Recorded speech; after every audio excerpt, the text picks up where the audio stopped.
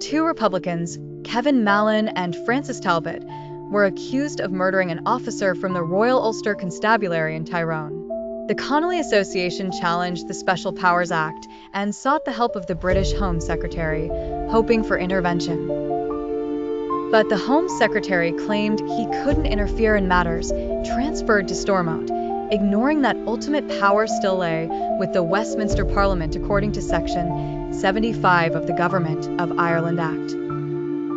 The Connolly Association hired John Hostettler to investigate what became known as the torture trial. Even before entering the courtroom, he noticed something peculiar. A strange sight to English eyes is that of men of the RUC carrying truncheons and revolvers at all times and sometimes Sten guns. This is the outward sign of extensive police powers that are quite startling. This was Northern Ireland under the Special Powers Act, a place where armed police were everywhere and extensive emergency powers had become a regular part of life. What Hostettler witnessed in the courtroom shook him even more, as he later reflected. Though I was already long aware of Britain's imperialist record in Ireland, it was only when I attended the murder trial of Mallon and Talbot in 1958 that I began seriously to think of the implications of the Northern Ireland situation for the English people. In the courtroom, things became clearer yet more disturbing. Hostettler witnessed an atmosphere where allegations of torture by the police weren't shocking. Rather, it was unexpected when the defense convinced the jury against the prosecution's virtually selected panel.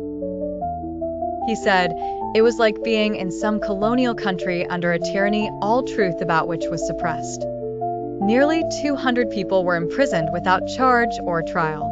These actions violated British legal principles and international human rights standards. The Irish Democrat newspaper would later call him the true eyewitness, an outsider who could see clearly what had been normalized in Northern Ireland.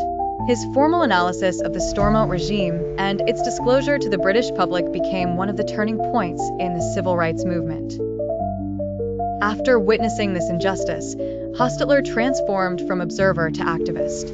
He gave numerous talks across English cities, wrote articles, and contributed to the labor movement, all to expose the truth about what was happening in Northern Ireland. Sometimes it takes an outsider's eyes to see the injustice that's been hidden in plain sight. John Hostettler was that witness, and his testimony helped spark a movement for change.